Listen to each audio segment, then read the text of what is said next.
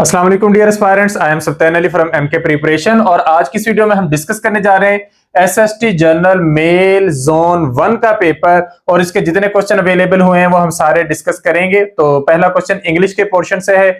एक इडियम है to play fast and loose. तो इसका मतलब ये होता है कि आप किसी काम को या अपने मकसद को हासिल करने के लिए डिसऑनेस्ट हो जाएं। सो हम एग्जैक्ट टर्म यूज करेंगे टू बिहेव डिसऑनेस्टली।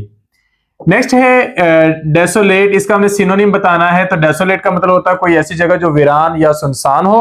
तो इसके लिए हम टर्म यूज करते हैं इंग्लिश में डेजर्टेड और लोनली की। नेक्स्ट है स्ट्रिंजेंट का सिनोनिम। स्ट्रिंजेंट का मतलब होता है कोई चीज बहुत रिगरस हो, सीवियर हो, बहुत ज्यादा स्ट्रिक्ट हो। तो उसके लिए ये हम टर्म यूज करते हैं स्ट्रिंजेंट।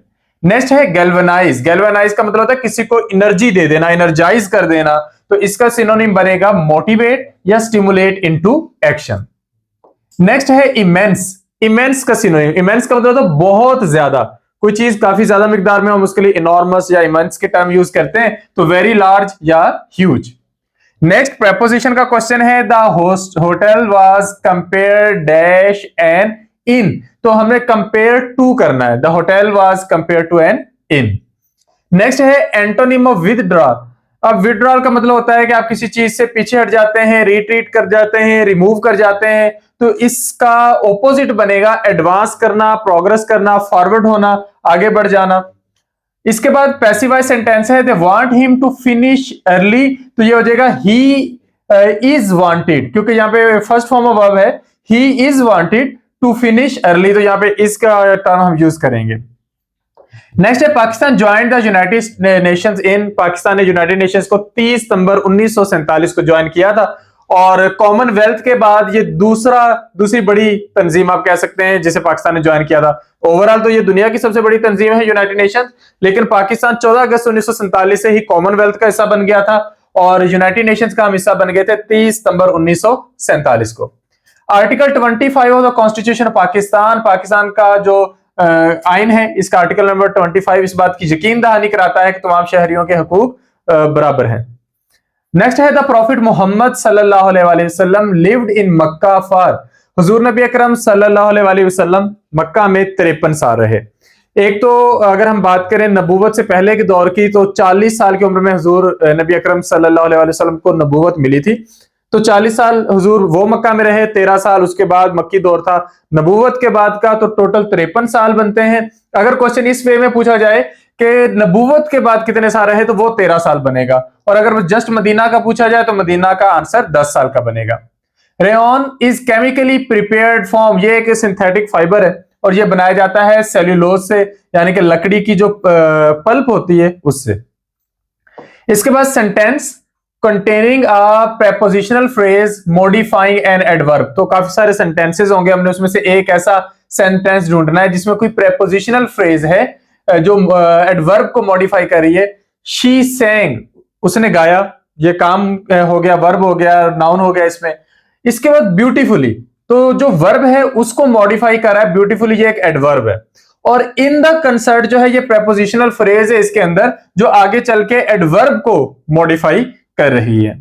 इसके बाद है डिलीट्रियस। डिलीट्रियस का मतलब होता है कोई चीज जो बहुत नुकसानदेह हो, यानी कि हार्मफुल हो।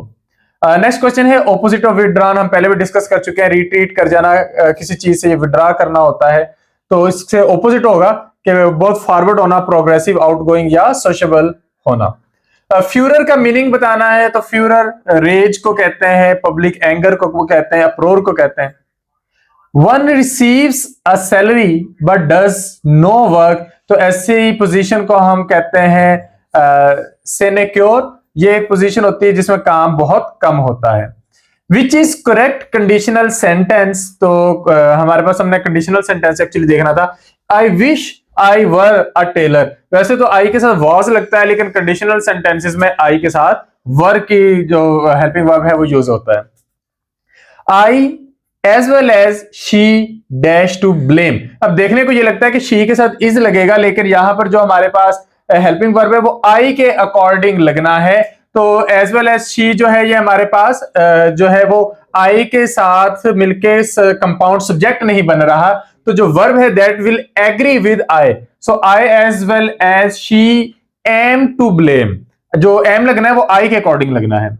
इसके बाद है non essential elements are enclosed in, किसी भी सेंटेंस के अंदर जो नॉन एसेंशियल एलिमेंट्स होते हैं उनको हम कॉमास के अंदर लिखते हैं, पैरेंथेसिस के अंदर लिखते हैं। ऑप्टेटिव मोड, मोड क्या होता है? ये ऐसा सेंटेंस होता है जिसमें प्रे या विश वो आपको देखने को मिलती है। May Allah bless you is an example of optative mode.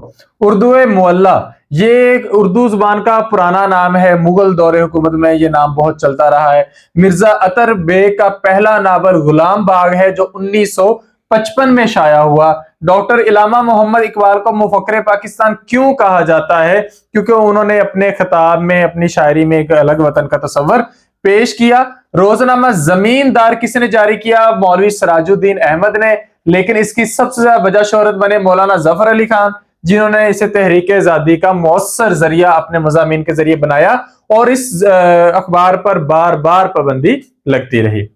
ऐसा ट्राइंगल जिसमें कोई राइट एंगल ना हो, मतलब एक ट्राइंगल उसमें 90 डिग्री का एंगल होगा तो हम उसको राइट एंगल बोलेंगे। इन केस अगर किसी ट्राइंगल में 90 डिग्री का एंगल नहीं है तो उससे ये होगा कि या तो वो एंगल्स सारे 90 से कम हो जाएंगे या कोई एक आध एंगल 90 से बढ़ जाएगा, तो उसको हम बोलते हैं ओब्लीक ट्राइंगल। और इसकी दो किस्में होती हैं, एक को एक्यूट ट्राइंगल कहते हैं जिसमें सारे एंगल 90 डिग्री से कम होते हैं, और एक को ऑब्ट्यूज ट्राइंगल कहते हैं जिसमें कम से कम एक एंगल 90 डिग्री से बड़ा होता है। नेक्स्ट है result of adding 7 to twice of 31। So twice of 31 is actually 31 multiply 2, और इसमें हमें ऐड करना है 7 को, तो हमारा आंसर आ जाएगा 31 multiply 2 62 plus 7, the answer will be 69। तो यहां पर ये पेपर की डिस्कशन कंप्लीट हो जाती है। जितने क्वेश्चंस हमें अवेलेबल थे वो आप लोगों के लिए डिस्कस कर दिए गए हैं। एमके प्रिपरेशन और एमके पब्लिकेशन के यूट्यूब चैनल्स पर आपको एसएसटी के सारे पेपर, सारे डिस्कस पेपर्स मिल जाएंगे, मेल कैंडिडेट्स के भी, फीमेल कैंडिडेट्स के भी, बायोकेमिस्ट्री के भी और एसएसटी जनरल के भी। इसके अलावा नेक्स्ट चूंकि केबीपीएससी में लेक्चरर की जॉब्स आ रही हैं, अगेन अ गोल्डन अपॉर्चुनिटी, और इसके अलावा स्कूल एजुकेशन डिपार्टमेंट में अगेन सीटी, पीएसटी, इस तरह की सारी सीटें दोबारा से आने जा रही हैं। तो उनकी तैयारी के लिए, स्पेशली लेक्चरर की जॉब्स की तैयारी के लिए आप हमसे कांटेक्ट कर सकते हैं, क्योंकि उनके सेशंस हम पहले स्टार्ट करने जा रहे हैं। उसके लिए आप इस नंबर पे कांटेक्ट करेंगे 0333260545। इसके अलावा लेक्चरशिप की सारी बुक्स भी अवेलेबल हैं, वो लेने के लिए आप इस नंबर पे कांटेक्ट करेंगे 0310775036। फर्दर अगर आपकी तरफ से कोई क्वेश्चन हो, कोई फीडबैक हो, कोई चीज आप पूछना चाहते हो तो आप कमेंट सेक्शन में पूछ सकते हैं। All errors and omissions are accepted. Thank you. अल्लाह हाफिज।